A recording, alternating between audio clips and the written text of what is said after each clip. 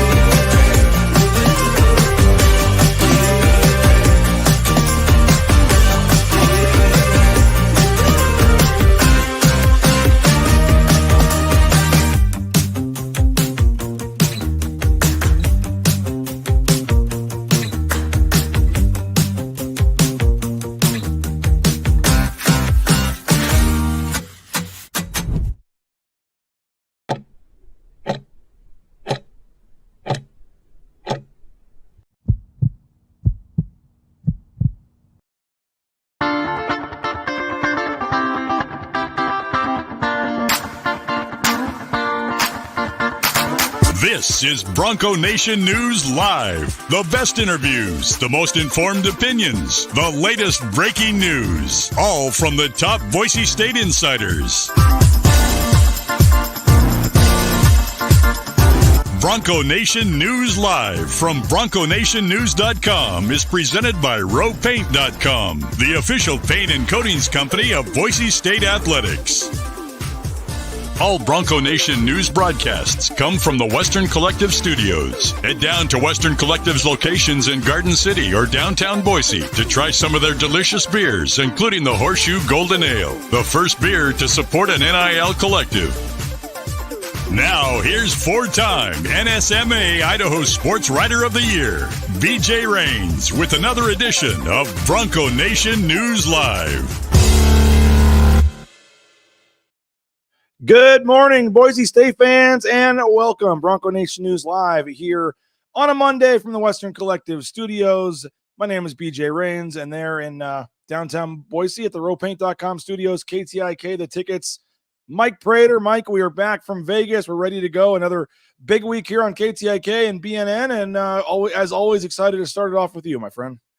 Monday mornings come fast and furious, and when Boise State has a game in Vegas and then we turn around and have another game on Friday, let's get after it. We can't no messing around this week, BJ. It's time for game time, and I wouldn't rather be anywhere else on a Monday morning than with you doing this show, so let's get after it today. It was a fun trip to Vegas, man. It worked out really well with the game and being able to do all of our shows down there. We had a huge crowd. Thank you to everybody that made it over to Bar Canada. They're inside the D. That place was packed for 3 solid hours, and we had a really good time, good shows, a long day on Friday, but fun. And then I stuck around and went to the Chiefs-Raiders game yesterday and checked a bucket list off the list, seeing Patrick Mahomes and Travis Kelce play in person.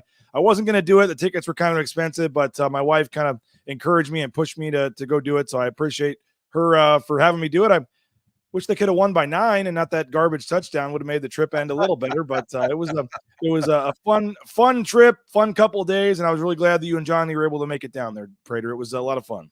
Yeah, it was awesome. We came back late Saturday night, so got a little extra night's sleep. Sounds like you may have done a little screaming and yelling at the game yesterday. That's always kind of a fun deal, and I had a feeling you might stick around and try to check out that game, and what a cool experience that was. What a cool environment that was on Friday night. I can't imagine what it was like in there on yesterday.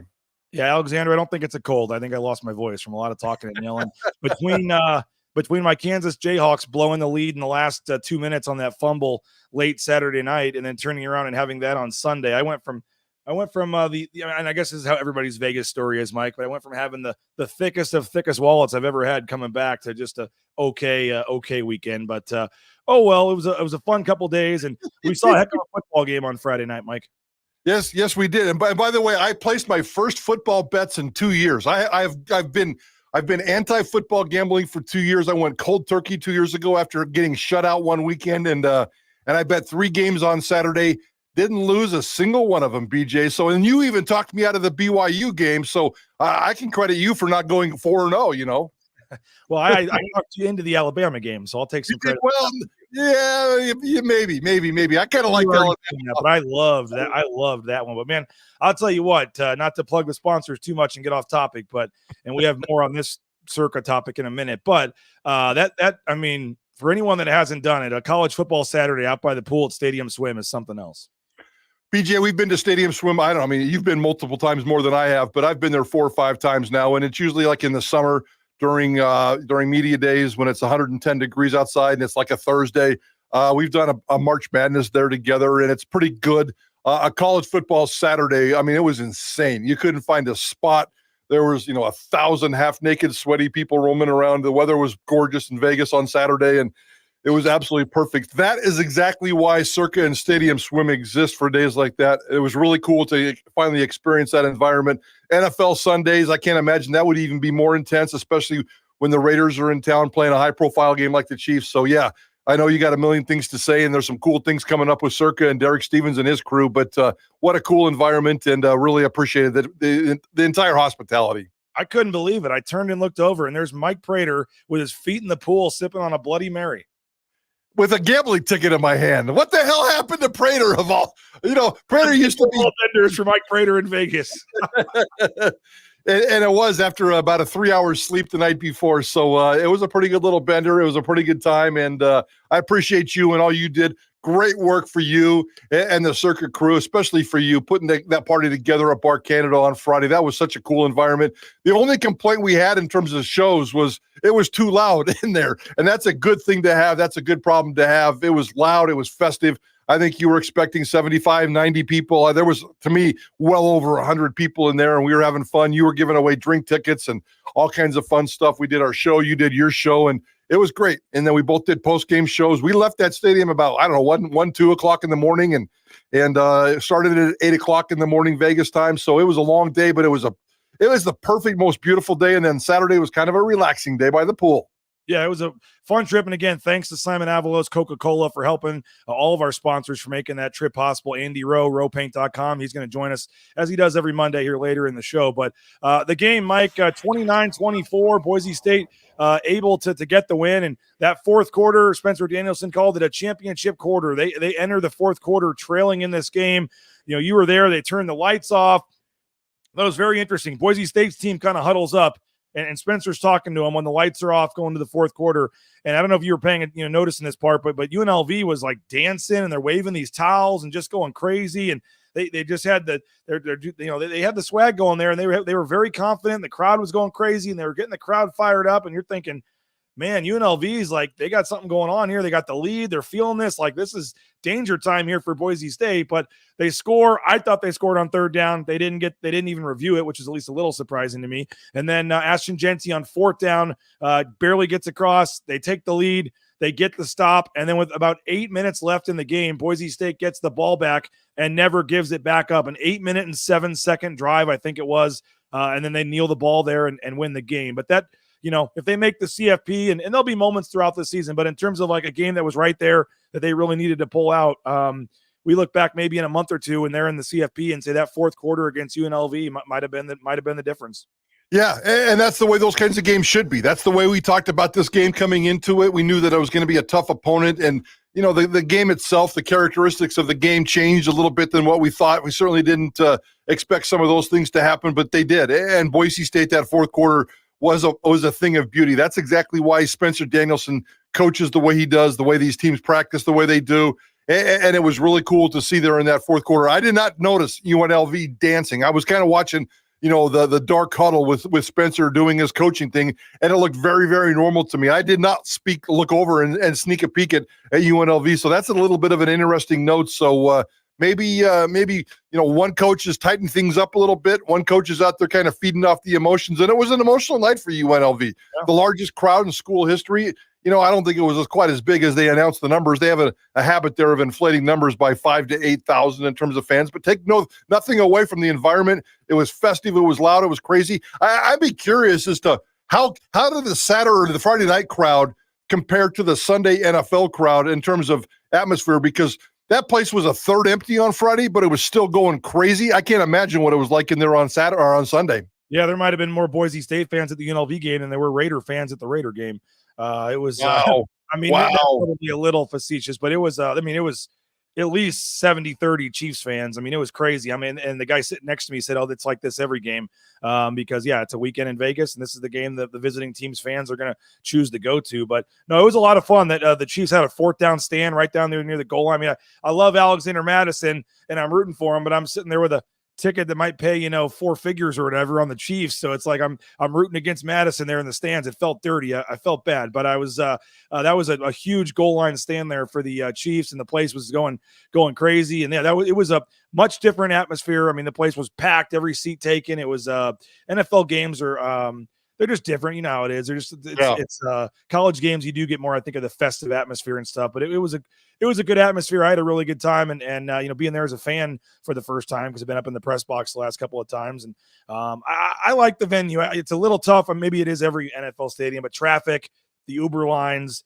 it's just bottled up right there by the freeway. It's just in the strip, and it's just kind of a disaster from that standpoint. You want to get there early and not have to be in a rush or anything, and that was kind of whatever. But I thought I didn't even think it was bad that UNLV was doing that. I thought it was actually good. I mean, they just had a ton of swag, they had the energy, they had the crowd. I mean, they were out like midfield basically waving these towels and dancing. And I'm sitting there going, man, Boise State's in trouble right here. They got to score on this drive.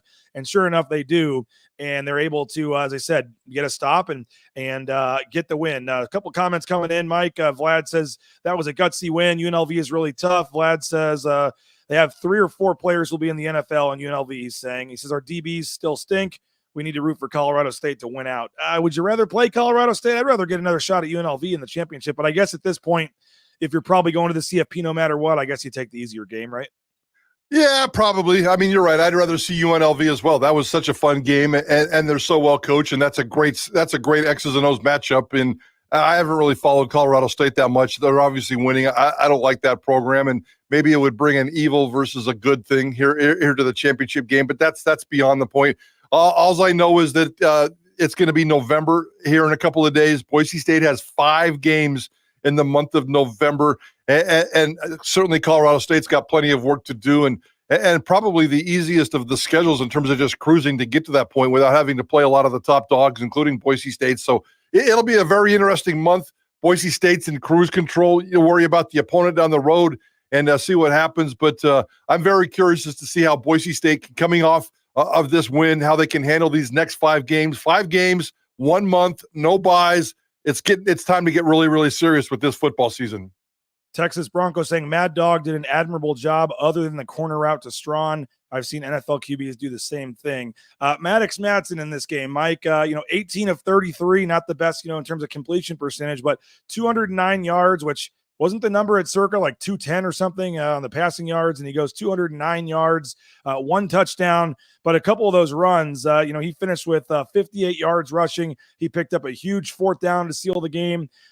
He had the touchdown run, and he had the big run early in the game. Yep. Again, it's not always 100% pretty with Maddox Madsen. There's throws that get tipped, whatever. But when it's all said and done, more times than not, he's on the winning side of this thing and makes the plays needed. And I thought a couple of the runs were really key in this game, Mike. Yeah, even that long one, the long one that he had, he probably could have cut right instead of left. And he was getting a lead block from Ashton Jeanty, who tried to coach him up afterwards. This is where you go, son. This is how you do it. He probably could have got, maybe even another touchdown out of that deal. And, I thought Maddox Madsen was gutsy. Yes, he's going to drive you crazy. There's 3 to 5 passes that I don't know if he's a cat. I don't know if he's a lucky charm. I don't know what he is, but none of those passes. And he does them every single game, and I'm assuming it's because he can't see, and he just throws it right into the armpits of a defender. And most of these should be intercepted, and they're not. And he's so clean. It's ridiculous right now. And not only are the turnovers clean, the sacks are clean. Again, 5 for 5 in the red zone. I mean, this guy's checking all the right boxes. To go back to what Dirk Cutter constantly says about Maddox Madsen, he's a winner. He figures out a way to get the job done. The intangibles in this particular case are far more powerful than the actual things we're seeing on the football field, which I know drives fans crazy. I think we all kind of felt that on Friday night because some of those passes should have been picked off, but he's leading the golden life. You know, if you're looking for a team of destiny, maybe Maddox Madsen is the quarterback of destiny right now. And another key thing that he doesn't get a lot of talk, but didn't take a sack again. I mean, No. when you're not, I watched it in the NFL game. I mean, when you're losing 4 yards on first down, it's 2nd and 14 or whatever on a negative run or a sack, like it just changes things. And when that one of the reasons for Boise State's success is they very rarely have negative plays. I mean, they may not gain a ton of yards, they at least get back to the line of scrimmage, but Madsen doesn't take sacks and they don't have negative plays. And unless there's penalties, which there were some key penalties, there was 3 or 4 drives in a row in the first half where they had some critical penalties that turned, a 2nd and 4 to a 2nd and 9 or whatever. But for the most part, when they're not committing penalties, they're not in negative situations like, 2nd and 12, 2nd and 13 very often. And when you stay ahead of the chains, as they call it, it's easier to obviously to move the ball. Yeah, and the one stat that really stood out for me on Friday, and I was kind of trying to figure out exactly why this happened because of everything I just said, everything you just said, but then Boise State's 3 of 15 on third down opportunities. You're 3 of 15 on third downs. You're usually not going to win the football game. And if Boise State plays this clean game, and outside of those penalties, I think there were 5 of them in the game, 3 of them by the offensive line in the first half, if I remember right.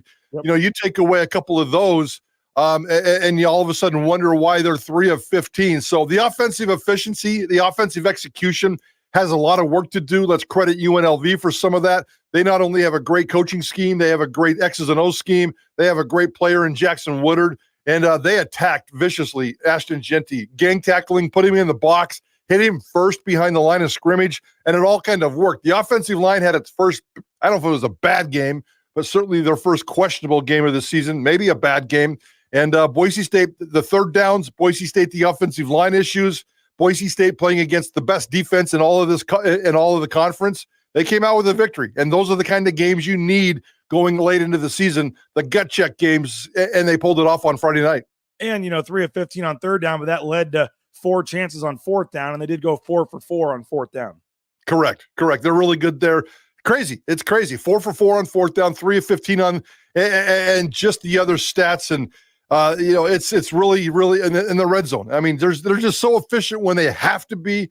And that's Dirk Cutter putting them in the right positions. It's Maddox Madsen taking care of the ball. And even when Ashton Jeanty doesn't bring his A game, and I know we're going to talk about him and just how he probably feels this morning, just beaten up and bruised like crazy. And knock on wood, hopefully he's healthy moving forward. But it was kind of a crazy stat game for Boise State. Yeah, I do want to talk about Ashton Jeanty in just a second, but I want to thank a couple of our great sponsors like Western Collective, the Horseshoe Golden Ale, the Orange Chaos Seltzer. You can pick those up at Albertson Stadium on Friday night.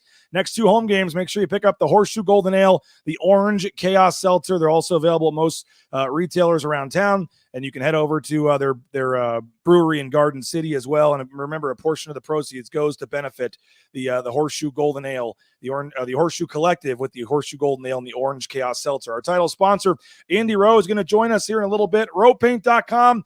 Again, all those concrete coatings, they do it in one day, and it transforms the look of that back patio, that garage, the basement, that ugly concrete slab.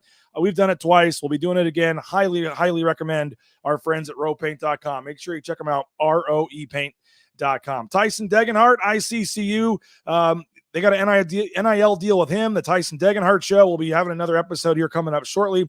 Idaho Central Credit Union, there's a branch pretty much on every corner, but the easiest is that mobile e-branch online banking right there on your smartphone. Check it out.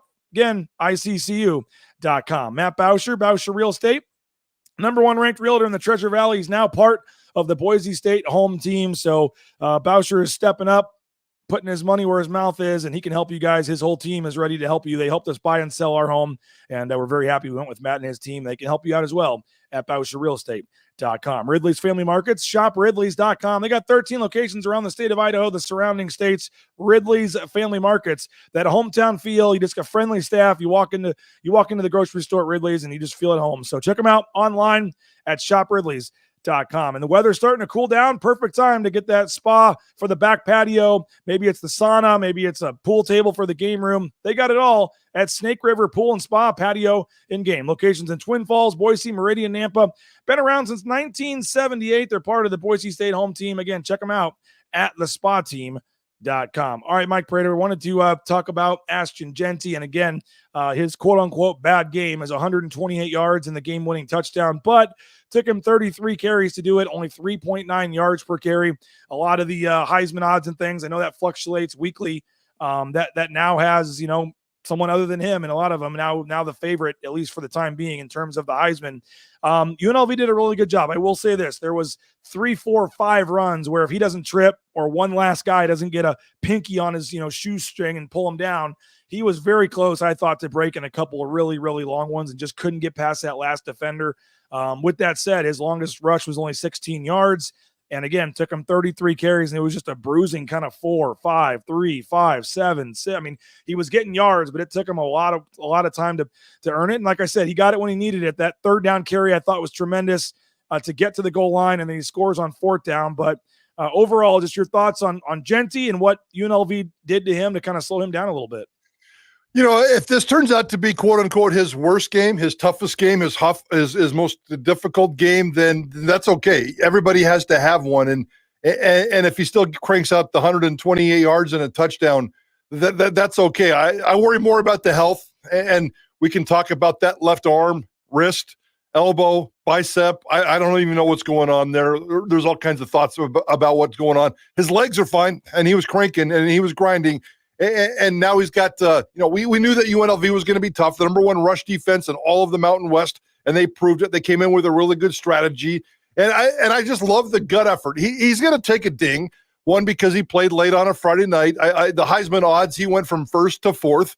But I've said all along, the Heisman is the most flakiest award of all time.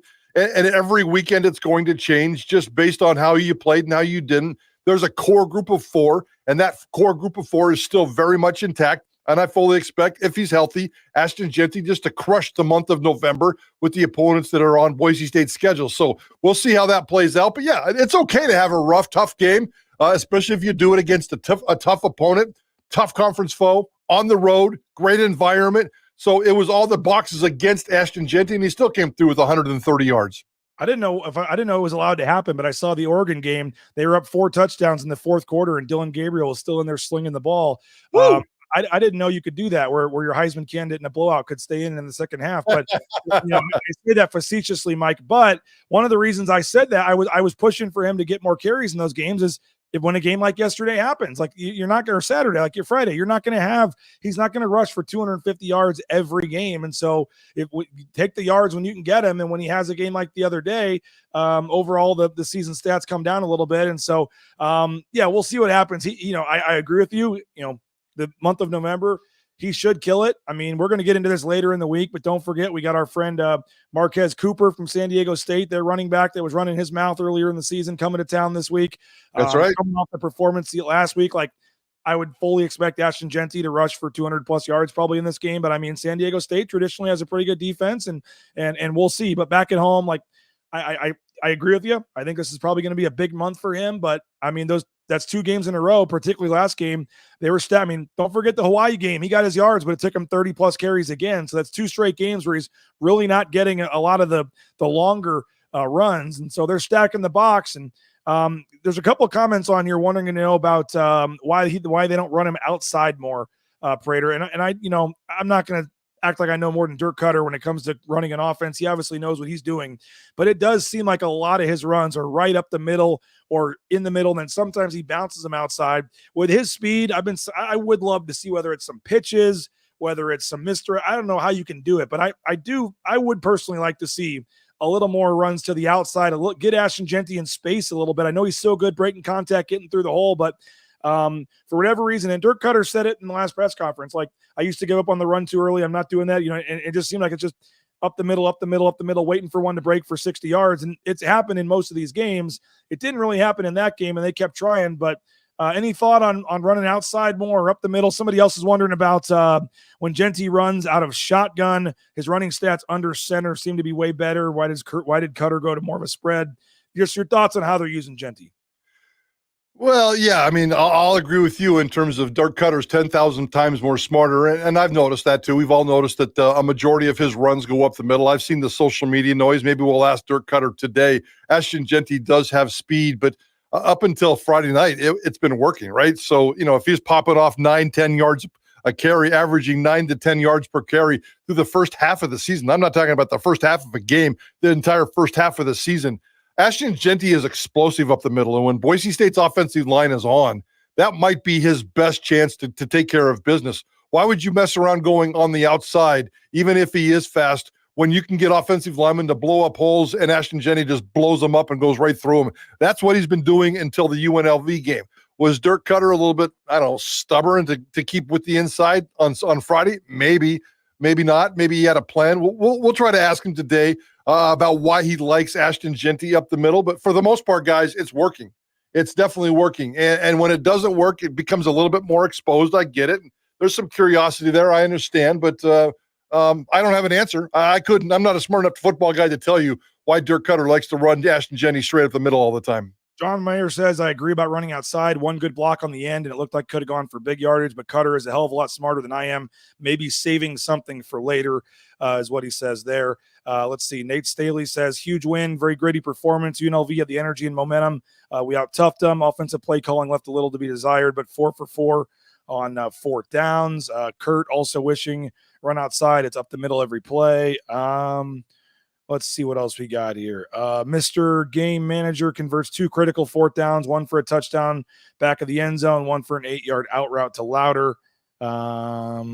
It's Keaton says he has a feeling San Diego State's going to be our most important game of the year because it's the next one. Mike Prater, hearing that today, you know it. But as, and I know it's a cliche, whatever. But as each game goes on, each game's going to get more and more important here. You can't lose a game at this point. No, absolutely not. And San Diego State's always going to be a little bit tricky. And I'm not sure how good they are. And they're coming off of that tough loss against Washington State. Before that, they had back-to-back wins against Hawaii and Wyoming. There's nothing that San Diego State. If this game was on the road, if these next 2 games were on the road, I'd be a little bit worried because Nevada's playing tough and with emotion and on fire. And if that game was in Reno, weird things can happen. Weird things can happen in San Diego. Both these next 2 games are at home, and I expect Boise State to dominate these games. And then you go on the road to face a couple of teams that you should dominate. So I think the schedule sets up really, really nice for Boise State to do what they have to do, including that Black Friday game against Oregon State, which is just kind of a wounded defense right now. So, San Diego State doesn't scare me. And their reputation is better than their football team right now. And, with that Washington State game where they played a little bit of tough, I don't think that worries me when Boise State gets them at home. 2 more things I want to touch on. Maybe we'll save at least one of these for when Andy Roe comes on. But special teams. We went into this game talking a lot about special teams. James says, want to applaud the underappreciated part of the game, punt protection. There was one punt where it was a low liner right to the guy, and they got a nice return. And I was like, what are you doing there? But for the most part, special teams was really a non-factor in this game, Mike Prater. And UNLV came in with an advantage there, I think, and Boise State did a pretty nice job. Yeah, Dalmas was pretty steady. It was good to see James Ferguson Reynolds back. We saw him on the field in pregame warmups and had a notion that he might be able to play. And, if it was an off day and he's averaging 45 yards a punt, that's pretty good. The coverage can certainly have some improvement. But, I thought the special teams were kind of a non-factor, as you said, and certainly didn't play a role in the outcome of this football game.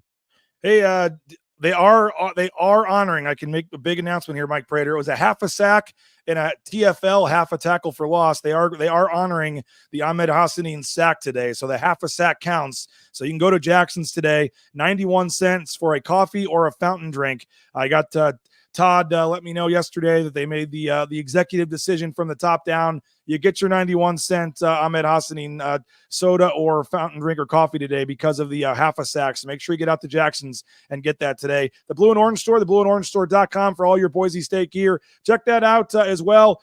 Friday, I believe, is a combination of a blue out and a blackout. So see what section you're in. Make sure you have your blue or your black, and they're going to stripe the stadium there, I think. But again, all the NIL gear, all the gear that goes, the money goes directly back to the student athletes. So Ashton Jeanty hat, shirts, all that good stuff. Check them out.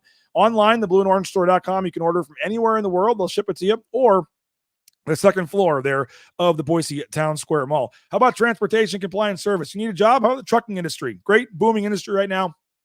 Transcompservice.com is the website. Transcompservice.com. They can help you with all the permits and everything you need to get out there towing that first load in no time. Check them out. Transcompservice.com. Taco Bell.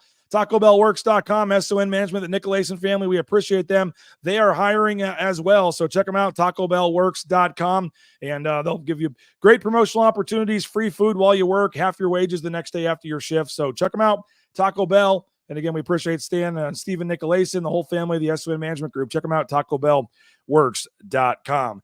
Lithia Ford of Boise, the fall kickoff sale is still underway. Check them out, LithiaFordBoise.com.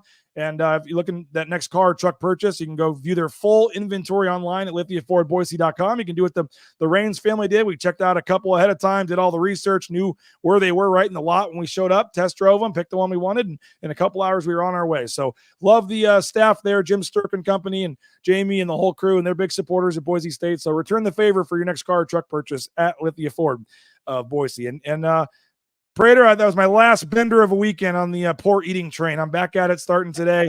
I really mean it this time. LeanFeastMeridian.com is the website. Check them out. LeanFeastMeridian.com. Healthy eating, 10,000 combinations, and they can help you out. You get 5 days in the refrigerator, 2 minutes in the microwave. You're good to go. Perfect to take to work or if you're on the go. And again, they deliver anywhere in the Treasure Valley. Check them out, LeanFeastMeridian.com, and they're feeding the football team, the basketball team, all of the local teams here. They're feeding them, so you can make sure to check them out at leanfeastmeridian.com. All right, before we get to Andy Roe, I do want to mention this, Mike Prater. Cool announcement was made over the weekend. I played the video on Twitter, but here is our friend Derek Stevens, the owner, CEO of Circa Resort and Casino. Can't wait for Bronco Nation. We're coming to Boise State. After that 5-point victory against UNLV, we're ready to go. We're flying in and out. We got Wilbo. Come on, baby. Let's go, Boise. Let's go. Boise. And hey, DJ Raines, I want to make sure I understand. Where's the place we're throwing the party at? The James. At the James. Yes. Let's go. Oh, they better have the booze ready. My man Wilbo's ready to go. I will just say this, Mike Prater, they like to enjoy themselves at work, for fun, and they're not coming to Boise just to sit on their hands and shake Jeremiah Dickey's hand and watch the game. They're looking forward to having some fun and experiencing all that Boise has to offer. But through our relationship with Circa and all the Boise State fans that have gone down to Circa and supported them, they want to return the favor a little bit and say thank you. And so they're like 7 or 8 of their highest of higher ups. I mean, it's almost unheard of when you think about a multi-millionaire casino owner hopping in a private jet with the president, multiple presidents, and saying we're coming to tailgate and go to a Boise State football game. So we're super excited about this. We need everyone's help though for a couple things, Mike Prater. 3:00 on Friday. I know it's a work day. I know you're early. Everyone has tailgating options and things, but Friday at 3:00, the Circa crew is hosting a party at the James, and I cannot confirm or deny that when Derek Stevens walks into a bar for a party, he may or may not just put his credit card down on the table and say, "Have at it, folks." So you may want to come, hang out, get some free drinks, meet Derek. They're going to have Circa swag they're passing out. It's going to be a cool party, but we need to pack this place. We can't have the owner of Circa walk into the James and have it be empty at 3:00 on a Friday. So get there at 2:30. Be ready. Be out on the patio. Let's pack that place. And 3 to 4:30, you can come meet Derek, meet the Circa crew, as I said, get some free drinks. We'll have some food. It's going to be a fun time, and it's free, and we want to pack the place. So make plans now to join us on Friday at 3:00. And the Circa crew coming to Boise on Friday. They're going to be down the field for part of the game, I think. They're going to move them around, but hopefully tour the facility, meet with some of the folks over at Boise State. But pretty cool, Mike. Yeah, that is cool. That is really, really cool. And I'm glad to see that Derek's doing that, and his commitment to Boise State athletics and the Bronco Nation news and everything that's been going on is really cool. It's a great relationship that you guys have, and it's cool to get Derek Stevens into Boise for a game. So looking forward to that. Looking forward to that one, BJ. And the thing they need help with, which we'll talk about this all week, Mike, is Derek specifically told me, he said, when we leave town, and we go to get on that plane to fly back to Vegas, they've got to go back into Vegas and work at midnight or whatever when they get back. So they're leaving right when the game ends at 9:00 or whatever. But they need a local Boise eatery for the food on the plane. He said, where do we order from? We need good local pizza, good local food. Maybe Andy Roe, he might be a guy that can tell us, what's a good spot here. But we got to think about that this week, guys. If you have any suggestions, preferably something kind of over there by the stadium or on the way to the airport. But the best local meal that makes you, if you just think Boise and you're getting on a plane to leave town, we want them to, be sitting there munching on something on the plane and make it go from a good trip to a great trip, Mike Prater. We got to think of a good spot to get them some grub for the way back. How about for every yard that Ashton Jeanty runs, they put an Ashton Jeanty sandwich, from the James, the number 2. The Ashton Jeanty. Yeah, so if Ashton Jeanty runs for 200 yards, we're going to put 200 Ashton Jeanty sandwiches on that plane. So it might only be for 8 people. That might be overkill, but sometimes Ashton Jeanty can give us overkill. That's a good thing, right? And of course, it probably needs to be our sponsor, Taco Bell. I got to mention them. Oh, there you go. Andy, how's it going, man? Going great. We appreciate you jumping on. I know I saw some of your tweets during the game. Mike Prater, this guy has astute analysis, man. He knows what he's talking about. He gets on there and he's fair. And you had some good comments about the defense during the game, Andy. But those first 2 drives, they gave up 130 yards and 10 points. And I know we've talked a lot about the defense during your segments, Andy, but you look at what they ended up doing, only giving up 24 points for the game. They had, 6 sacks, I think, 9 tackles for loss, something like that. After those first couple of drives, the defense really, really locked it in, and I thought played pretty well.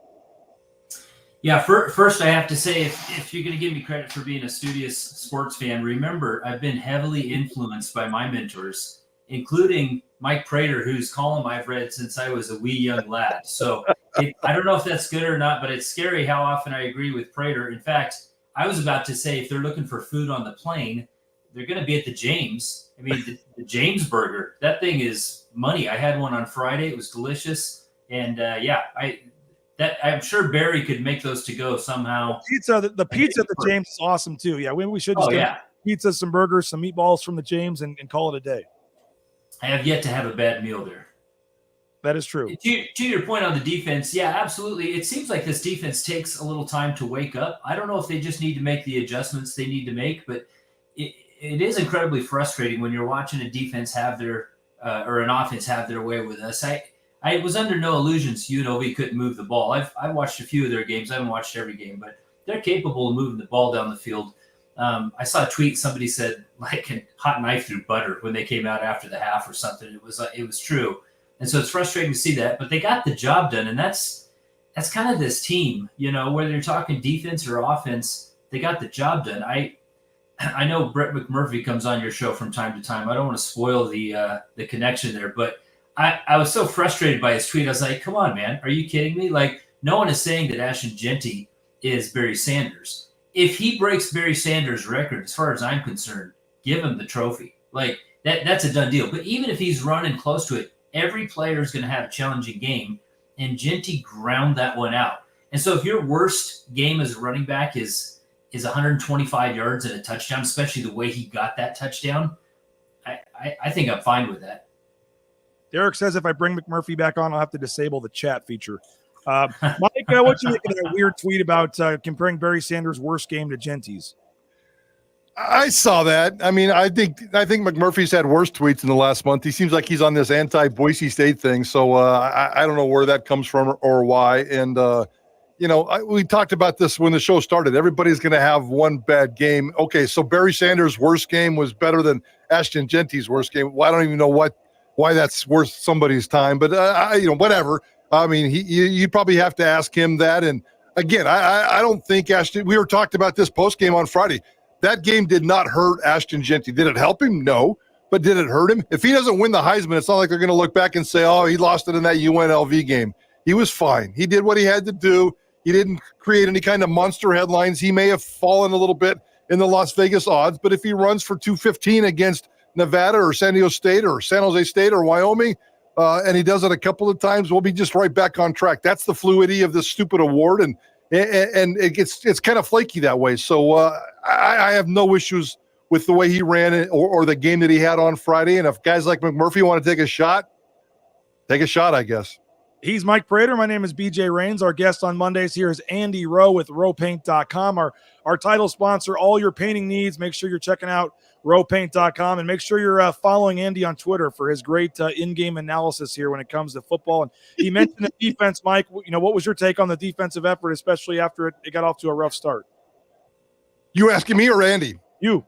Oh, no, I thought the defense, I thought the defense did what it had to do to buckle up. I mean, a couple of big plays, when Boise State starts getting out explosive, if that's even such a word, but the big Haj Malik run, that was a killer, and a couple of those pass plays and putting Tubner in deep pass coverage, and maybe there was some kind of a pick on that play where he got in a situation where he wasn't supposed to be, but I never want to see Alexander Tubner in deep pass coverage. That guy should be as close to the line of scrimmage and as close to the ball as possible all the time. So I thought that was a mistake, but we've seen mistakes from the defensive backfield before. We've seen the mistakes from the cornerbacks, and there was a couple of drop balls here and there. So it wasn't clean, but Boise State's defense hasn't been clean all year. Kind of like what Andy was saying when it comes to the offense, doing just enough to get the job done, and that's exactly what they did on Friday. Andy, 14 tackles for Alexander Tubner, did have his first career sack. And then, Andy, I thought that interception from Andrew Simpson late in the first half was huge because Boise State scores, gets the pick, and then scores right before half. We've been asking for these turnovers, and they only had one, but they won the turnover battle 1-0. And I thought that pick from Simpson, Andy, was a big one. I think you're talking about the game right there. I mean, look, we won by 5 points. That's it. We got the I don't know if we didn't go for 2 there, right? We got the touchdown and just kicked the extra point. I don't remember if that was the one where they did or not. I don't think so, no. But regardless, those 6 points that came off of his pick right there, that's the game. And that's the thing. I'm not down on the performance. I thought it was a gutty performance by the whole team. I thought that pick, the fact that we won the turnover battle and didn't commit any ourselves, there were some scary throws, which I don't know if he's the luckiest guy in the world or what, but Maddox has some scary throws sometimes, but he doesn't seem to have a lot of picks. But that one by Simpson setting up that score, and the fact that we didn't settle for 3, that we got into the end zone, I thought was huge. That was absolutely a game changer, in my opinion, to go into the half with that touchdown.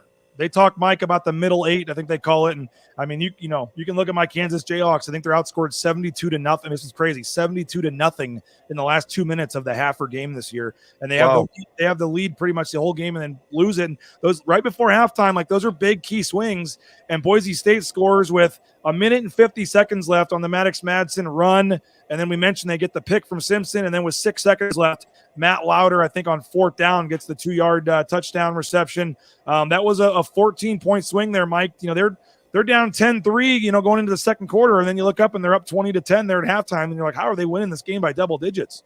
Yeah, and then all of a sudden UNLV comes back with that quick touchdown in the third quarter to make things a little bit more interesting. So that's kind of, Boise State's defense kind of bending a little bit. And again, give credit to UNLV. They have great athletes out there, and they took care of business when they had to. So, but when they had to shut them down, that they did. I mean, UNLV didn't score a single point in the second quarter. UNLV didn't score a single point in the fourth quarter. To me, those are the 2 dangerous quarters, and Boise State took care of business and certainly dominated the end of that first half. So I like what they had to do. When this team gets in a pickle like that, they tend to respond. Andy, any thoughts from you on the game? Something we haven't mentioned yet, the path forward here for the CFP, for Jeanty. Any thoughts at all from you, sir? Yeah, I mean, my general take in it is, right or wrong, fair or not, we're judging this team by their. You're good, Andy. Okay, sorry. Right or wrong, we're judging this team by their march to the CFP, and it feels to me like the BCS teams that we had in years past, and so they're going to have to perform at a high level. As far as this game goes, I thought it was their toughest game of the season. I thought it was a tougher game than the Oregon game. Again, we talked about the special teams all the time about the Oregon game. Oregon's a tough team. Obviously, they're the number 1 team in the country, but I felt like this was a gutsier performance by the Broncos. They came out of there with a W. You said it several times, I think, on your post-game show that all they had to do was win. This was not a style points game. And honestly, with the new format of the college football playoff, I don't know that their style points are going to matter a whole lot. I think this team needs to do what they're doing, keep winning. Thought the wide receivers stepped up. They're going to stack the box against Jeanty. Teams know that. We have to go in prepared for that. That comment earlier about the edge, I don't know. I don't know if they think they can't get Jeanty around the edge. At one point, you saw him bust out and they hit him for a reception. So they continue to find ways to get it done. The whole team steps up in different ways. I still want to see, if I was challenging the cornerbacks before, my challenge now would be the wide receivers. I want to see more wide receivers involved, because that's the only way we're going to have the strength to win a college football playoff game, is if the wide receivers step up to where it's not all all eyes on Jeanty. Jeanty was so close to ripping a few off, even with 9 in the box. So that's just a lot to ask from anyone. Mike, where do you want to take it with your final thoughts? Yeah, I thought the wide receiver option is, and I was thinking about this, and we were talking about this in the press box on Friday in terms of the wide receiver. It's Louder and Jeanty, and then kind of a rotation between Camper and Bolt, and they tried to get Strawn involved, and obviously missed him on that obvious touchdown. The wide receiver room, and part of this is Maddox Madsen's issue in terms of, he's not creating the mistakes. He's doing just enough to win, but he's not getting the wide receivers more involved. And that certainly, I think, needs to be an emphasis in the month of November, especially against some of these teams you've played. So that you're going to play. I think there's some opportunities there to get more people involved. Chris Marshall at this point is probably just a lost cause, and I don't see him becoming a big part of this team, but that's okay. If you can just kind of focus on Camper, focus on Strawn, focus on Bolt, and then still go ahead and sprinkle it to Louder and to Jeanty. That's a very powerful 5-person receiving opportunity. And if Maddox Madsen can kind of clean some of his stuff up, and I wish Dirk Cutter, I don't mean wish, I'd like to know why Maddox Madsen's not, maybe he'll roll out here, going to his right, going to his left, trying to create some space as opposed to staying in the pocket and throwing it into a defender's armpits. That play's getting old for me, and it's going to burn Boise State at one point because they've been right there on the edge, and it just hasn't happened yet. So clean that operation up, get more wide receivers involved, put Maddox Madsen in some space where he can kind of get some space to throw the football as he needs to. He's good when he rolls out. So I'd like to see a little bit more of that as well. Andy, I know as the weather cools down here, it's a good time for the interior painting projects, but I know you got a lot going on. What do we got going on right now with rowpaint.com? Yeah, we're rocking and rolling with interior painting. We still have, I think, a few appointments left before the holidays if you're trying to get something done before family visits. And then, of course, the first quarter is what we're booking heavily into for interior painting right now. So if you're looking for something between January and March, now's the time to give us a call and get it on the books and take advantage of that pricing. Usually once that quarter fills up, we start going back to our primary pricing for the season. So, looking to get a deal, now's the time to do it. Well, as someone that tried myself and now has about 3 dirty sets of clothes, 3 ruined pairs of pants and shirts from painting and all the issues that came with trying on one wall to paint it myself, and finally said, no, I'm not doing this. Let the professionals handle it. Andy and his company do a tremendous job. We've had the concrete coatings done twice. I highly recommend those. And I say it all the time, but there literally wouldn't be a Bronco Nation News without this guy right here on the screen. So support him. Use all your painting needs. Like I said, whether it's the interior, whether it's exterior, touching up your siding, they got all the different painting options, and those concrete coatings are obviously their bread and butter. So Andy, as always, we really appreciate you, man, for your support and for your football knowledge, and looking forward to continuing to do this on Mondays and see how long we can take this thing. Maybe hopefully football season, late December, January here, hopefully. Hoping so. Thanks for having me on, BJ. Thanks, Mike. Go Broncos. There he is. Appreciate Andy Roe. Prater, appreciate you as well. Thanks, everybody. Again, Friday, 3 o'clock at the James. We need to get a big crowd there. Make plans now. Get off work early. Tell your friends. Come pregame with us at the James, 3 o'clock on Friday. And we're looking forward to having Derek Stevens and company in town for this one. Prater, I know noon today we'll have the press conferences, so I'm sure you guys will be we'll stream it live here at 12 o'clock on Bronco Nation News, and then you guys will be all over it at 3 o'clock.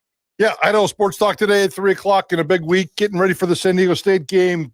Big plans for Friday like you guys do, and can't wait for that Friday game. Friday at 6 o'clock is always kind of fun. I know it's a quick turnaround. Hopefully people got the day off, and they can go out there and celebrate the point where Boise State is in football. So big game. San Diego State's coming to town. Take the day off.